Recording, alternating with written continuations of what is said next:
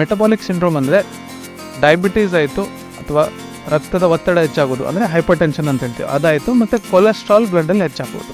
ಇವು 3 ಭಾಗಗಳು ಕೂಡಿ ನಾವು ಮೆಟಬಾಲಿಕ್ ಸಿಂಡ್ರೋಮ್ ಅಂತ ಹೇಳ್ತೀವಿ. ಹಾರ್ಟ್ ಬ್ಲಾಕೇಜ್ ಅಂದರೆ ಹೃದಯ ಸ್ನಾಯುವಿಗೆ ರಕ್ತನಾಳದಲ್ಲಿ ರಕ್ತ ಹೋಗುವುದನ್ನು ಬ್ಲಾಕೇಜ್ ಅಂದರೆ ಅದಕ್ಕೆ ಹೋಗುವುದಕ್ಕೆ ಅಡ್ಡಿ ಆಗೋದಕ್ಕೆ ಬ್ಲಾಕೇಜ್ ಅಂತ ಹೇಳ್ತೀವಿ.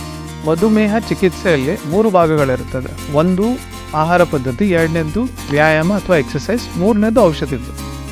ಇದರಲ್ಲಿ ಅತಿ ಮುಖ್ಯವಾದದ್ದಂದರೆ ಆಹಾರ ಪದ್ಧತಿ.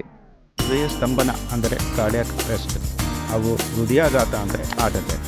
ಹೃದಯ ಸ್ತಂಭನ ಅಂದರೆ ನಮ್ಮ ಹೃದಯ ತನ್ನ ಕೆಲಸವನ್ನು ಅಥವಾ ಬಡಿಯುವುದನ್ನು ನಿಂತು ಬಿಡುತ್ತದೆ. ಇದಕ್ಕೆ ಹೃದಯ ಸ್ತಂಭನ ಅಂತೀವಿ. ಇದು ಕಾರ್ಡಿಯಾಕ್ ಅರೆಸ್ಟ್.